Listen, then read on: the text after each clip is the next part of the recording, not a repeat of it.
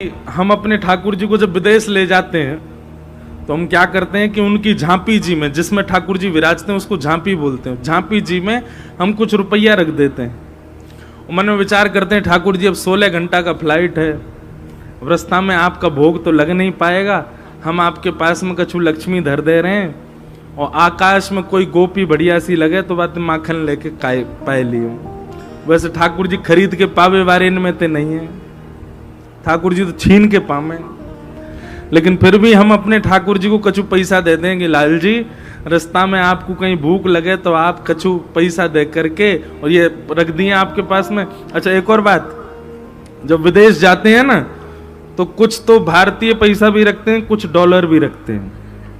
कहीं ठाकुर जी के सामने कोई अमेरिकन गोपी आ गई तो वहां से भी तो खरीदना पड़ेगा, वहां तो नोट चलेगा नहीं। हाँ भाई, आकाश में चल रहे हैं, रास्ता में कौन गोपी आवे। तो फिर किसी व्यक्ति ने किसी से कहा, बोले ये सब ऐसी बातें हैं व्यास जी अपने मन से बना रहे हैं, वो लक्ष्मीपति हैं, उनको धन की क्या आवश्यकता। ठाकुर जी को धन की आवश्यकता नहीं है, भाव की आवश्यकता है। अगर इस बात को आप कहें कि वो तो लक्ष्मीपति हैं, उनको धन की क्या आवश्यकता, तो फिर वो तो अन्नपति भी हैं, जगन्नाथ हैं, जग के अन्न के नाथ हैं। काय को दौड़ करके जाते हैं कर्माबाई के यहाँ उसके बिना नबी दुबी खिचड़ी पाने के लिए। वो तो अन्न के भी स्वामी। कोई भूख थोड़ी लग रही है ठाकुर जी को कि अगर कर्माबाई की खिचड़ी नहीं खाएंगे तो ठाकुर जी की भूखे मर जाएंगे, ऐसा तो कोई बात नहीं है। ठाकुर जी फिर भी दौड़ करके जाते हैं कर्मा के यहाँ खिचड़ी पाने। सबरी के झूठे बेर क्यों पा रहे हैं? ठाकुर जी को कोई फलों की कमी तो है नहीं। सब भाव की बात है। आपके चित्त में यदि भाव है तो आप भावना यही रखो कि वो चैतन्य है, वो जड़ नहीं है। सच्चिदानंद रूपाय। तो भगवान के 3 रूप हैं, पहला सत्य, दूसरा चैतन्य और तीसरा आनंद। तो सत्य परमात्मा को जब तक चैतन्य नहीं मानोगे तब तक आनंद की प्राप्ति नहीं होगी। नहीं तो आप सेवा कितनी भी करते रहो, आपका मन प्रसन्न रहेगा ही नहीं। जिस दिन आपने चैतन्य मान लिया उसी दिन से आपको आनंद की प्राप्ति होने लग जाएगी। इस प्रकार भागवत जी का महात्म्य प्रारंभ किया गया। सौनकादि ऋषियों ने सूत जी महाराज से प्रश्न किया कि कलिकाल में भगवत प्राप्ति का कोई साधन बताइए। तब सूत जी महाराज बताते हुए कहते हैं, कालव्याल मुखग्रास त्रास निर्णास हेतवे श्रीमद् भागवतम शास्त्रम कलौकीरेण भाषितम्। श्रीमद् भागवतम शास्त्रम कलौकीरेण भाषितम्। कालव्याल मुखग्रास। भैया देखो एक बात और सुनो, कथा का समय है 6 बजे से, पर आप में से जो लोग को कथा विश्राम से पहले जाना है वो पीछे ही बैठना, आगे नहीं बैठे, क्योंकि आप बीच में उठे नहीं कि हमारी कथा तो भूल, श्रोताओं की कथा भी जाती है। तो जिनको जाना है उनको जाने से मना नहीं, पर वो फिर पीछे वाली पंक्ति में ही विराजें। आगे से कोई उठेगा तो फिर उसकी कथा भी छूटती है, पीछे वालों की भी छूटती है, हम भी भूल जाते हैं। इसलिए इसका भी कल से ध्यान रखिएगा। जिनको भी जाना है, जिनको ये है कि हमको 8 साढ़े 8 बजे जाना है, 7 साढ़े 7 जाना, वो पीछे बैठो सबसे, ताकि आप जब आए किसी को पता नहीं चला, कब गए ये भी नहीं पता चला। इसके ये हमारी मनगढ़ंत बात नहीं है, भागवत में इसका भी नियम बताया गया है। अवर और प्रवर 2 प्रकार के श्रोता हैं। अवर श्रोता वो हैं जो श्रेष्ठ श्रोता हैं, प्रवर श्रोता वो हैं जो श्रेष्ठ हैं, और अवर श्रोताओं में इनको भी रखा गया। तो अवर श्रोताओं के लिए नियम बताया गया, बोले वो पीछे ही विराजें, क्योंकि समय की आप, ऐसा नहीं है कि आप लोग सुनना नहीं चाहते, जरूरी आपके घर में कोई काम होगा इसलिए जाना पड़ता है, पर इसके लिए आप पीछे ही बैठो। ताकि बीच में उठना ना पड़े। बोलो वृंदावन बिहारी लाल की जय। तो इस कलिकाल में श्रीमद् भागवत शास्त्र ही एकमात्र ऐसा साधन है जो भगवत प्राप्ति कराने की पूर्ण सामर्थ्य रखता है। बंधुओं, हमारे यहां एक प्रचलन चला है कि जब हम संप्रदाय में बंध जाते हैं तो फिर उस संप्रदाय के नियमों के आगे हम फिर अन्य किसी को नहीं मानते। बहुत अच्छी बात है, अनन्यता ऐसी होनी चाहिए। बहुत ध्यानपूर्वक सुनिएगा। आप रामानंदी संप्रदाय में आ गए, आप हरिवंशी हो गए, आप हरिदासी हो गए, आप गौड़िया वैष्णव हो गए, आप रामानुजी हो गए, आप अपनी गुरु परंपरा में आ गए। अब लोग क्या करते हैं, ऐसा कट्टरपंथी मैंने वृंदावन में बहुत देखा, इसलिए मैं मंच से ही उसका बात कह रहा हूं। अब वो लोग क्या करते हैं कि अपने ग्रंथों के भावों को प्रमाण मानते हैं। अच्छी बात है, आपकी गुरु आज्ञा से जो आपके संप्रदाय के ग्रंथ हैं वो प्रमाण हैं, पर उन प्रमाणों से आप भागवत जी का खंडन कभी नहीं कर सकते। कई लोग इस हद तक चले जाते हैं कि वे भागवत जी का भी खंडन कर देते हैं, भागवत जी की बातों को भी अस्वीकार कर देते हैं। हमारे आचार्य तो ऐसा कह रहे हैं, हमारी आचार्य परंपरा में तो ये बात है, हमारे यहां तो ऐसा कहा जा रहा है। बल्कि उसको ऐसे ना कहकर के ऐसे कहना चाहिए, भाई देखो नियम तो यही है, प्रमाण तो यही है, शास्त्राज्ञा तो यही कहते हैं, पर हमारे आचार्यों का ऐसा भाव बना और उस भाव के बाद में ये नियम हमारे यहां पालन होने लगे। ये भाव अनुचित नहीं है, पर हमारे यहां पर ऐसे भाव है, इस प्रकार से कहो। कई लोग उसका बहुत खंडन कर देते हैं, कई लोग उसका बहुत विरोध कर देते हैं। विरोध नहीं करना है। अब मैं प्रमाणित कोई एक आध विषय तो नहीं लूंगा, नहीं तो उससे स्पष्ट हो जाएगा कि कौन से संप्रदाय की बात है। इसलिए कोई संप्रदाय का कोई वो नहीं है, पर हम बस ये कहना चाहते हैं, कभी भी भागवत जी की किसी वार्ता का खंडन कभी मत कीजिएगा। चाहे वो श्री रामानंदाचार्य हो, चाहे वो हमारे श्री रामानुजाचार्य हो, चाहे वो हितरवंश महाप्रभु हो, चाहे स्वामी श्री हरदास जी महाराज हो, चाहे श्रीमद वल्लभाचार्य हो, सबने भागवत जी के आश्रयों से ही और भागवत जी की वाणियों से ही अपने अपने मार्गों को चुना। जैसे मान लीजिए भागवत में 10 मार्ग हैं भगवत प्राप्ति के। एक प्रेम मार्ग है, एक साधना मार्ग है, एक नाम जप का मार्ग है, एक भोग सेवा का मार्ग है, आदि आदि मार्ग हैं। एक एक आचार्य ने एक एक मार्ग चुन लिया। किसी आचार्य ने ये मार्ग चुना, अब सबने चुना भागवत से ही है, तो आप भागवत को खंडित नहीं कर सकते। भागवत जी की जो वाणी है वो सिरोधार्य है, वो सिर पर धारण करने योग्य है, उसको कभी खंडित मत कीजिए। स्वयं भगवान कहते हैं कि भागवत जी मेरी ही वाणी है, मेरे ही शब्द हैं, मेरा ही स्वरूप है। अगर कोई भागवत का आश्रय लिए बिना भगवत प्राप्ति करना चाहता है, निश्चित है उसको भगवत प्राप्ति में कोई ना कोई बाधा आएगी। इसलिए भागवत जी को आप सर्वोपरि माना कीजिए। अच्छा, एक बात, एक प्रश्न, भक्ति मार्ग में, साधना मार्ग में सबसे बड़ा पतन का कारण क्या है बताइए? आप जब भक्ति पथ पर चलने लग जाते हैं, कंठी माला पहनने लग जाते हैं, तिलक धारण करने लग जाते हैं, सेवा घर में करने लग जाते हैं, कथा सुनने लग जाते हैं, आप नित्य भक्ति मार्ग का पालन करने लग जाते हैं, उसमें सबसे बड़ी बाधा क्या आती है जिसके कारण भक्ति मार्ग छूट जाता है, भक्ति मार्ग में गिरावट आ जाती है? बताइए सबसे बड़ी बाधा क्या है? क्या? वैष्णव अपराध। निश्चित सबकी अपनी अपनी बात है। वैष्णव अपराध भी बिल्कुल सही उत्तर है, प्रतिष्ठा की इच्छा भी एक सही उत्तर है, और भी जो भी उत्तर हैं आपके, पर इन सब का स्रोत क्या है? ये वैष्णव अपराध करने का हमारे अंदर भाव आ कैसे जाता है? अपनी प्रतिष्ठा मान की इच्छा हमारे चित्त में आ कहां से जाती है?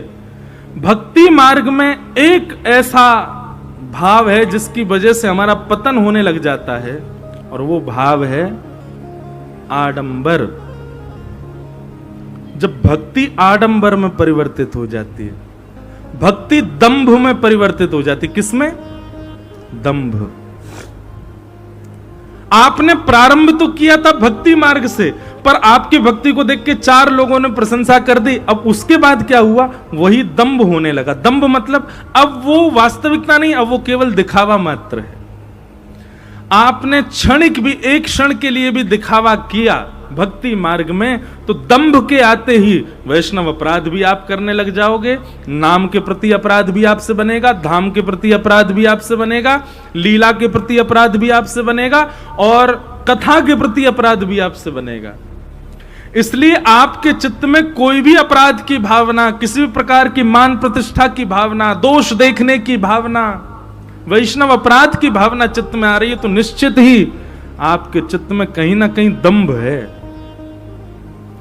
भक्ति मार्ग में सबसे बड़े पतन का कारण है दंभ। कभी भी दंभ मत करो। नहीं मन लग रहा भक्ति में तो मत करो 4 दिन, पर दंभ मत करो। नई भावना उत्पन्न हो रही तो मत जाइए 2 दिन कथा में, पर दंभ मत करो। दंभ का मतलब यह नहीं होता कि मन नहीं कर रहा कथा, आपका मन नहीं हो रहा कि कथा में नहीं जाना, अभी मन नहीं हो रहा, लेकिन फिर भी आपने ये विचार किया कोई बात नहीं, मन नहीं हो रहा फिर भी चलो, ये दंभ नहीं है। दंभ किसको कहते हैं, मन नहीं हो रहा कथा में जाने का, पर ओहो पड़ोसी भी जा रहा है, वो भी जा रहे हैं, ओ मेरे रिश्तेदार भी आ रहे हैं, वो लोग वहां जाएंगे और वहां जाकर के जब मुझको नहीं देखेंगे तो उनके मन में आएगा कथा हो रही है, वो नहीं आ रहा। इस भावना से कथा में आना, यही दंभ है। इसी भावना से वृंदावन जाना, गिरिराज जी परिक्रमा करना, तिलक लगाना, कंठी माला पहनना, ये सब इस भावना से कि वो क्या कहेगा, ये दंभ है। हम धोती पहनते हैं, अब धोती पहनने के बाद में अब मन में कभी कोई, कई बार घर में कई बच्चे होते हैं, कई परिवार के दूर के रिश्तेदार नातेदार आते हैं, वो लोग कहते हैं अरे घर का ही तो कार्यक्रम है, अब तो आप पैंट पहन लो, अब तो आप ये पहन। मैंने कहा क्यों, ये दंभ है क्या कि भारी पहन के रखना, घर में नहीं पहनना है। हम तो क्रिकेट खेलने जाते हैं तो भी धोती पहन के जाते हैं, खूब छक्का मारते हैं। एक जगह से हमको इनविटेशन आया, बोले महाराज जी एक कोई ऐसे लीग होती रहती है ना, तो ऐसी एक लीग हो रही थी, उसमें सारे सेलिब्रिटी वगैरह थे। बोले तो मैंने कहा भैया पहली बात तो हम पे समय नहीं, कथाएं बहुत हैं, दूसरी बात अगर कभी आए भी भविष्य में तो हमारी एक शर्त है, क्या हम धोती में ही खेलेंगे। वो धोती में कैसे चलेगा, मैंने तो फिर मैं नहीं आ रहा। मैंने कहा बिना धोती के हम पे बैठ ही नहीं उठेगा, बिना धोती के दौड़ ही नहीं पाएंगे। तो दंभ कब हो जाता है, जब आप वैष्णव रूप, वैष्णव भाव, नाम जप, कथा, सेवा, इसके प्रति अपना भाव ना रख के किसी को दिखाने का भाव रखते हो, यही दंभ है। और क्षमा कीजिएगा आजकल इसकी मात्रा बहुत बढ़ गई है वैष्णवों में। आप अब तिलक इसलिए नहीं लगा रहे क्योंकि आपकी गुरु परंपरा है, आप तिलक इसलिए नहीं लगा रहे क्योंकि आपको प्रतिष्ठा है, आप तिलक इसलिए नहीं लगा रहे क्योंकि आपका सौभाग्य है, आप तिलक इसलिए लगा रहे हो कि उसको दिखाना है, उसको बताना है। यह दंभ है। और आज ही इस बात को जीवन में अपना लीजिए, दंभ युक्त होकर के भक्ति मार्ग में नहीं जाना है। अगर आपके चित्त में दंभ उत्पन्न हो गया तो सारे दोष आएंगे जो भक्ति मार्ग में आते। दंभ कौन है पता है, ये ब्रह्मा जी का नाती है। कौन है, ब्रह्मा जी के पीठ से उत्पन्न हुए भगवान ब्रह्मा जी के पुत्र पाप, और उन्हीं के पुत्र का नाम है दंभ। तो एक बार सुनो दंभ किसको कहते हैं। एक बार ब्रह्मा जी के नाती ने अपने पिताजी से कहा, बोले हम दादाजी से मिलने जा रहे हैं। सब लोग इधर देखो ध्यान से। तो पिताजी ने कहा हाँ बेटा जाओ। तो ब्रह्मलोक गया दंभ अपने दादाजी से मिलने, ब्रह्मा जी से मिलने।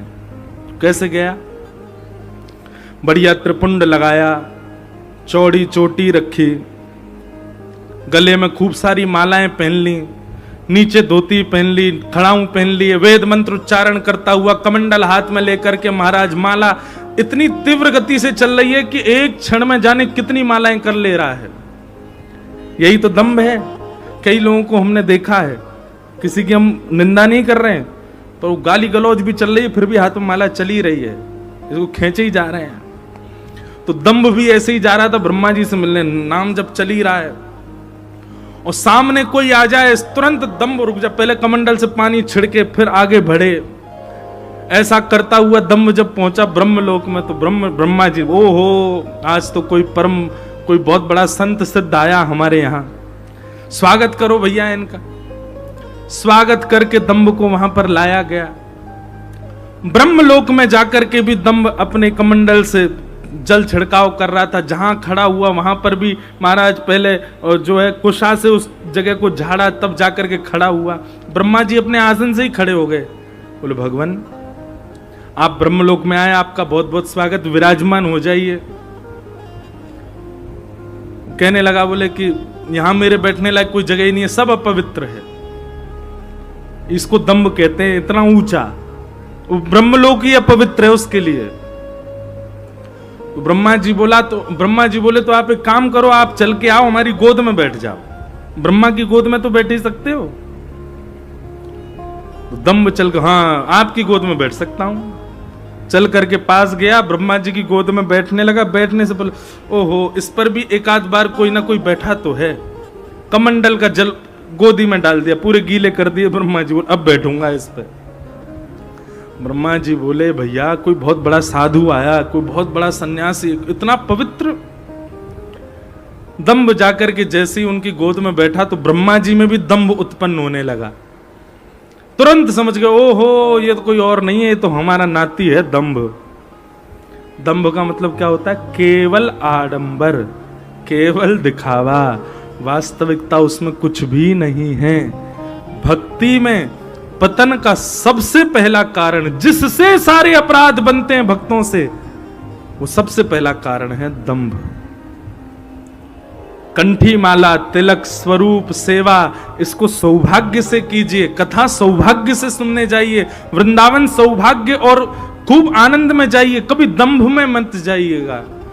आप एक बार भी दंभ में आसक्त होकर के यदि भक्ति मार्ग में आए तो पतन होगा ही होगा।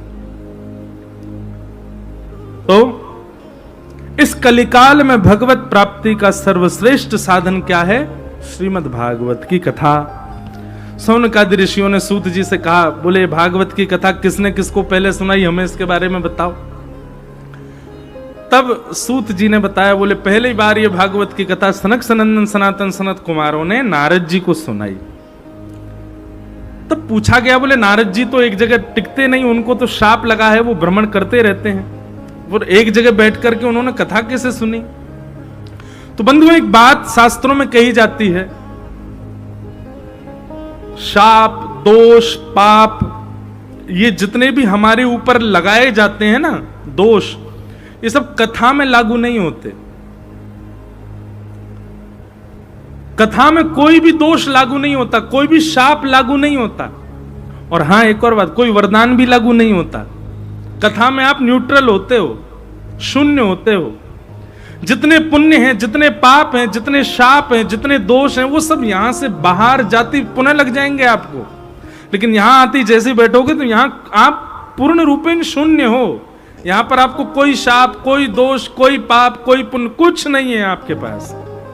आप खाली हो, और खाली होके बैठोगे तभी ज्ञान आएगा, नहीं तो नहीं आएगा। युक्त होकर के बैठोगे तो कहीं भी धारण नहीं कर पाओगे। इसलिए कथा में नारद जी बैठ गए, क्यों? क्योंकि वहां शाप लगता नहीं है। तो नारद जी महाराज बैठे, सौनकादि ऋषियों ने कथा सुनाई। तो बोले कथा सुनने का कारण क्या था? तब नारद जी ने अपना पूरा भाव बताया कि पृथ्वी पर भ्रमण करते हुए नारद जी जब वृंदावन गए तो वृंदावन में जाकर के उन्होंने देखा कि एक परम सुंदरी की गोद में दो वृद्ध हैं। वो परम सुंदरी भक्ति महारानी और उसके दो पुत्र ही वृद्ध होकर के उसकी गोद में हैं, ज्ञान और वैराग्य। एक बात याद रखिएगा बंधु,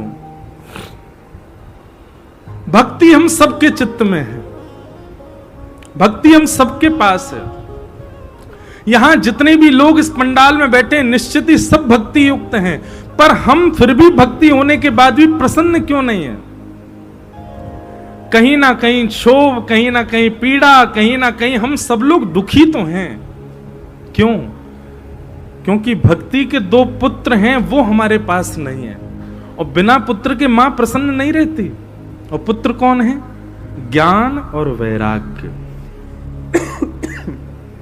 बहुत ध्यानपूर्वक सुनिएगा।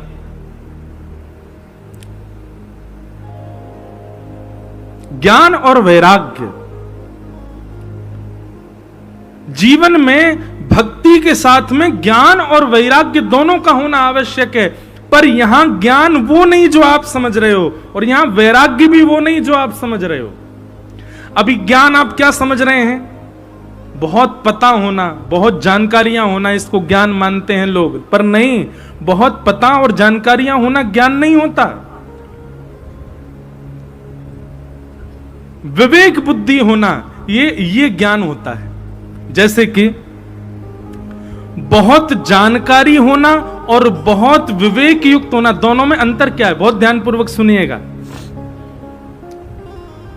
आप रसोई में गए और रसोई में घिया भी रखा है, आलू भी रखा, टमाटर भी रखा है, और महाराज अरबी भी रखी है, भिंडी भी रखी है, सब्जियां सारी हैं, मसाले सारे हैं, कढ़ाई सामने है, और गैस चूल्हा भी है। सारी सामग्रियां आपके पास में, यह है ज्ञान। लेकिन सामग्री का प्रयोग करके उससे सुंदर सब्जी बना करके अपनी क्षुधा निवृत्त कर देना, इसको कहते हैं विवेक। इसको क्या कहते हैं? विवेक। नॉलेज होना, बहुत पता होना, ये इस प्रकार है कि बहुत सामग्रियां हैं आपके पास। पर विवेक होने का मतलब क्या है? जितनी सामग्री है उसका प्रयोग कैसे किया जाए, इसको विवेक कहते हैं। और भक्ति में विवेक होना अति अनिवार्य है। भक्ति में विवेक नहीं होगा तो भक्ति के साथ आप अप्रसन्न ही रहोगे। भक्ति में आप प्रसन्न नहीं रह सकते। जैसे एक बड़ा प्रसिद्ध कथा है, वृंदावन में एक संत ने एक नियम धारण कर लिया। क्या? मैं आज के बाद कोई कन्या को रूप नहीं देखूंगा, मैं आज के बाद जाए देखूंगा, केवल पुरुष को ही देखूंगा। नियम धारण कर लिया और दो सेवक लगा दिए अपने कुटिया के बाहर। बोले कोई कन्या आवे तो बात मना कर दियो। बोले महाराज जी को नियम है, वो केवल और केवल पुरुषों को ही देखते हैं, कन्याओं को नहीं देखते। अब उन महाराज जी को आप क्या मानोगे? ज्ञानी, ज्ञानी है। लेकिन इधर देखो, यहां देखो, यहां देखो। लेकिन एक दिन मीराबाई आई और मीराबाई ने आकर के द्वार पे उन सेवकों से कहा, मैंने सुना है कि यहाँ कोई संत रहते हैं, आप मुझे उनका दर्शन करा दो। तो दोनों हंस करके कहने लगे, बोले कि हमारे महाराज जी का तो नियम है, वो किसी कन्या से नहीं मिलते, किसी स्त्री से नहीं मिलते, केवल पुरुषों से मिलते हैं। अब विवेक किसे कहते हैं? मीराबाई से सीखो। मीराबाई क्या बोली? अच्छा, तो आपके महाराज जी पुरुष हैं? सेवक बोले तो इसमें कोई संशय तो है ही नहीं, पुरुष तो है ही नहीं। नहीं नहीं, मैंने भागवत जी में सुना है कि वृंदावन में तो महादेव भी गोपी बन के बैठे हैं, यहाँ पे पुरुष तो केवल श्री कृष्ण है, यहां पर तो महादेव भी गोपी बन करके बैठे हैं। बोलो गोपेश्वर महादेव की।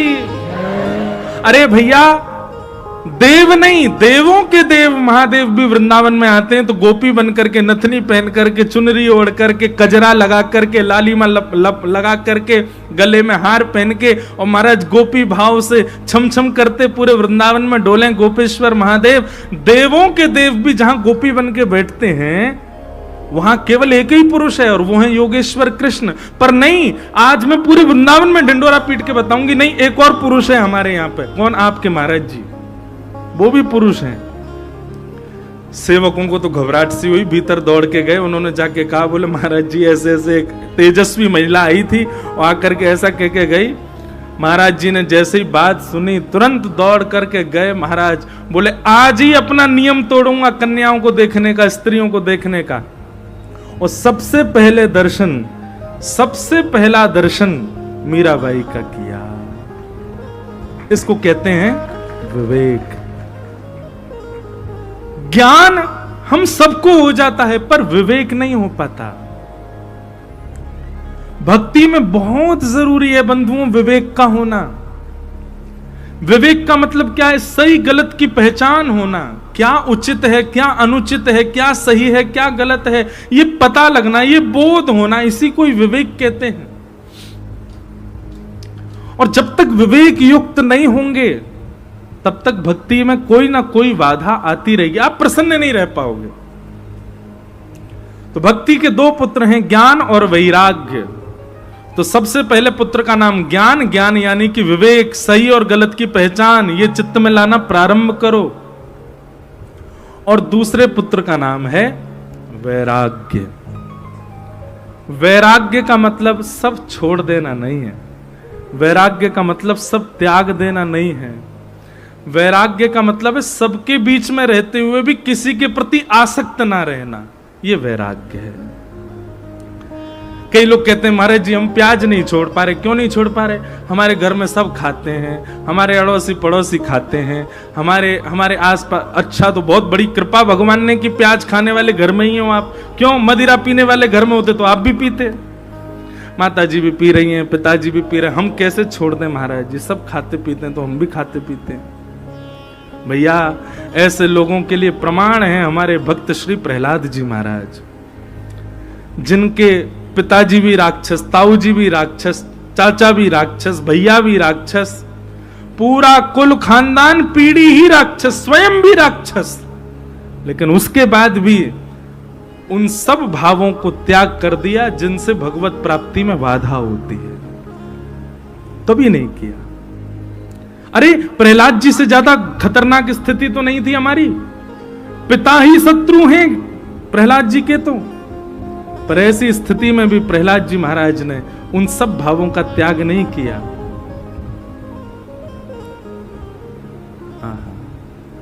बना करके हृदय में हम प्रेम मंदिर, वहीं उनको झूला झुलाया करेंगे, वहीं उनको झूला झुलाया करेंगे। एक बात सुन लीजिए, आप एक बार भी श्री कृष्ण के प्रति प्रेम अपने चित्त में यदि प्रकट कर चुके हो तो फिर संसार में चाहे कैसी भी स्थिति आ जाए वैसे रहो जैसे ठाकुर जी को प्रिय लगे।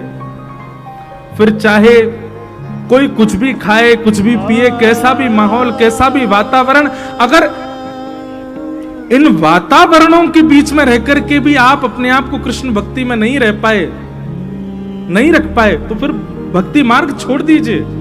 यहां त्याग केवल उनका करना है जिनसे जाके संग कुमति उपजत है, पड़त भजन में भंग, तजोरे मन हरि विमुखन को संग। प्याज खाने से पाप नहीं लगता, लहसुन खाने से पाप नहीं लगता, पर हां प्याज लहसुन खाने वाले को ठाकुर जी के मिलन में बाधा जरूर आ सकती है, क्योंकि वो तामसी हैं, आपकी वासना को उत्तेजित कर सकते हैं, आपके विषय भोग को उत्तेजित कर सकते हैं, संसार के प्रति प्रेम को उत्तेजित कर सकते हैं। वो तामसी पदार्थ हैं और भगवत मिलन में इसलिए वो बाधा है, इसलिए बस उसकी तिलंजलि की गई। कोई खाने से नरक नहीं चले जाओगे आप। इसलिए भैया भक्ति के दूसरे पुत्र का नाम क्या है? वैराग्य। तो वैराग्य किन से करो? उन सब से कर लो जो भगवत मिलन में बाधा है। पता चले कि ऐसे व्यक्ति के संग बैठने से ठाकुर जी को अप्रसन्नता है तो नहीं बैठेंगे। पता चले कि ऐसे पदार्थ पाने से भगवत मिलन में बाधा है तो नहीं पाएंगे। अरे इतना नहीं कर सकते तो फिर छोड़ दीजिए भक्ति मार्ग को। हर जगह व्यक्ति सेक्रीफाइस करता है, रिलेशनशिप में सेक्रीफाइस बहुत जरूरी है, तो फिर ठाकुर जी से रिलेशनशिप में सेक्रीफाइस क्यों नहीं है? बस संसार से संबंध बनाओ, ओहो आपका संबंध टिकेगा तभी जब सेक्रीफाइस करोगे। भाई एक को तो करना पड़ेगा, और ठाकुर जी तो ना करवे वारे, ठाकुर जी सेक्रीफाइस नहीं करेंगे। वो पहले से ही बता रहे मैं तो त्रिभंग लली टेढ़ो मेढ़ो, मैं सेक्रीफाइस ना करूं तो करनो तो कर, मोह कौन सी गरज पड़े, मुंह पे कोई कमी थोड़ा ही है, मेरे तो हजारन भक्त हैं। सेक्रीफाइस तो करना पड़ेगा, इतना तो त्याग करना पड़ेगा। कन्हैया कन्हैया पुकारा करेंगे, लताओं में ब्रज की गुजारा करेंगे।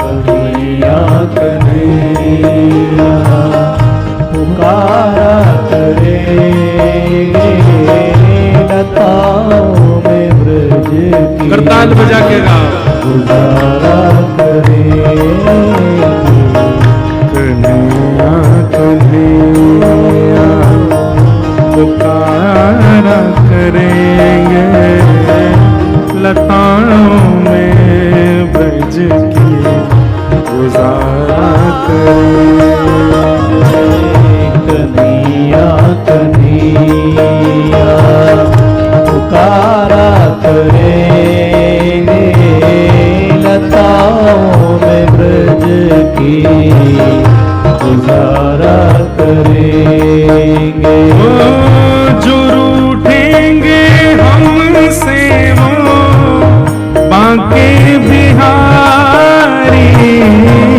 रूठेंगे हमसे वो बांके बिहारी जो रूठेंगे हमसे वो रमण बिहारी रूठेंगे हमसे वो रमण बिहारी चरण पर उन्हें हम मनाया करेंगे चरण पर उन्हें हम बनाया करेंगे चरण पर उन्हें हम मनाया करेंगे चरण पर उन्हें हम प्रेम से गा लो।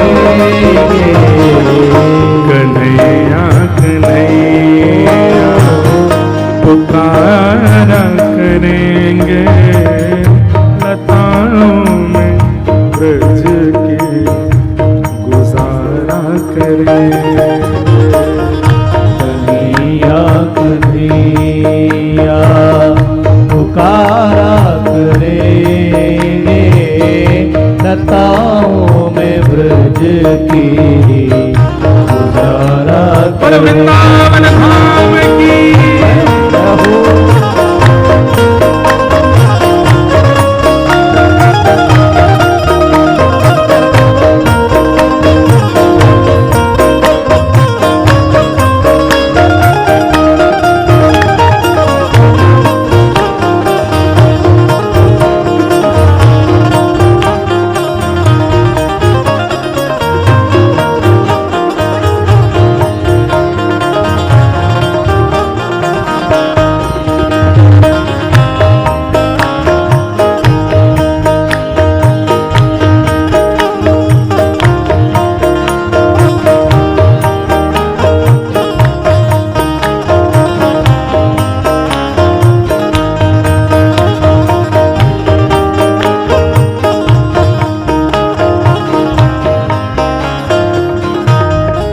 ये पंक्ति सब लोग मेरे साथ में उच्च स्वर में गाना।